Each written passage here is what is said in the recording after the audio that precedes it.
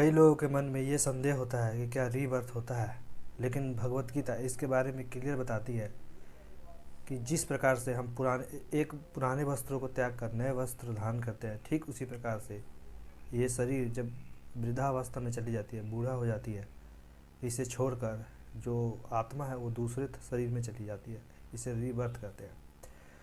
इसमें भगवान भगवत गीता के अंदर बताते हैं जिस प्रकार से किसी व्यक्ति का जन्म होता है, एक उसे बाल्यावस्था कहते हैं, बाल्यावस्था से फिर युवावस्था में जाता है और युवावस्था से फिर वृद्धावस्था में जाता है और फिर उस शरीर को त्याग कर एक दूसरे शरीर में एंटर करता है।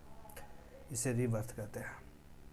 कई लोगों के मन में ये प्रश्न आता है कि क्या वास्तव में ये रीबर्थ होता है।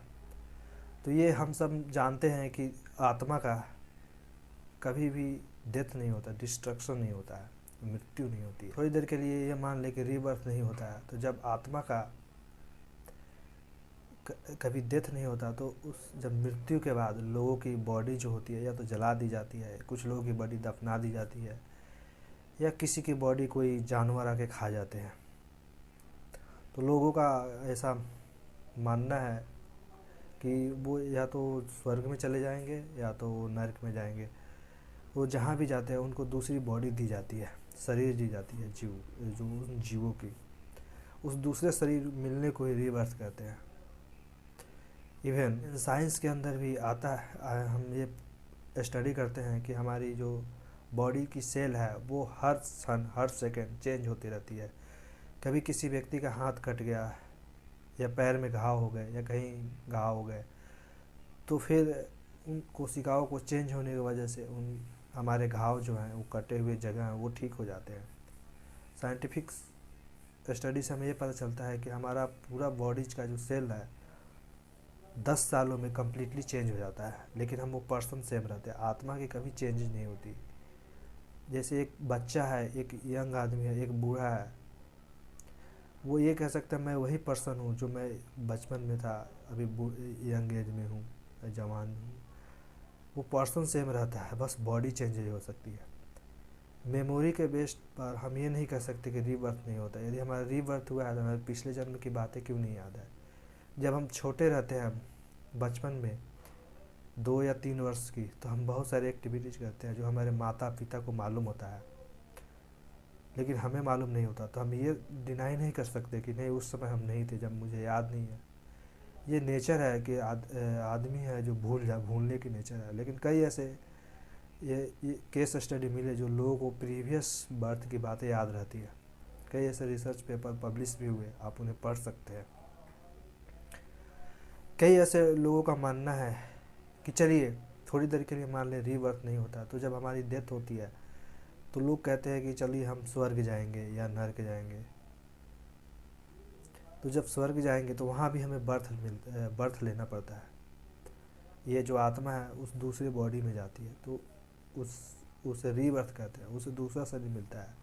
ये यही शरीर नहीं मिलता है जिसे हम जला दिए जाते हैं या कीड़े मकोड़े खा जाते हैं, हमें शरीर दूसरा मिलता है जिसको हम रीबर्थ कहते हैं। रीबर्थ इवन शास्त्रों से हमें ये पता चलता है कि पूरे यूनिवर्स में हम किसी भी प्लानिट में चल रहे, या तो हम स्वर्ग में जाएं, नरक में जाएं या अर्थ पर हैं, हमें रीबर्थ लेना पड़ता है। इवन कई ऐसे स्टोरी मिलता है कि इवन हेवेंस में आदम और ईव क्रिश्चियनिटी में पढ़ेंगे कि वो स्वर्ग में थे, वहाँ से भी उनको धरती पर जन्म लेना पड़ा था। इवन हम सनातन धर्म के अंदर भी इंद्रदेव को देखते हैं, वहाँ भी कुछ गलत किसी कर्ज की वजह से फिर से वो अर्थ पर जन्म लेना पड़े। तो हम इसे डिनाई नहीं कर सकते। हमारे बॉडी का चेंजेस होता है, लेकिन हमारी आत्मा कभी नहीं बदलती है। इसे रीबर्थ कहते हैं। रीबर्थ के वजह से ही कोई गरीब घर में पैदा होता है, कोई अमीर घर में पैदा होता है, कोई कुत्ता पैदा होता है, कोई जानवर बनता है। प्रीवियस बर्थ है उनके कर्म के अकॉर्डिंग हमें नेक्स्ट बॉडी मिलता है। हम बताते हैं कि हमारा जो सटल बॉडी है, जो माइंड, इंटेलिजेंस और फल्स ईगो है, उनके अकॉर्डिंग हमें नेक्स्ट बॉडी मिलता है। या हमारे जो कर्मा है, जो हम होल लाइफ में जो हम एक्टिविटीज़ करते हैं, उसके अकॉर्डिंग हमें नेक्स्ट बर्थ मिलता है। अदरवाइज कोई क्यों कोई गरीब घर में जन्म लेता है, कोई अमीर घर में जन्म लेता है, कोई होल लाइफ स्ट्रगल करता है पर वो सक्सेस नहीं हो पाता है, कोई थोड़ी सी मेहनत करने के बाद भी बहुत ऊंचाइयों तक पहुंच जाता है, कोई जानवर बनता है, कोई कुत्ता बनता है, कोई बिल्ली बनता है।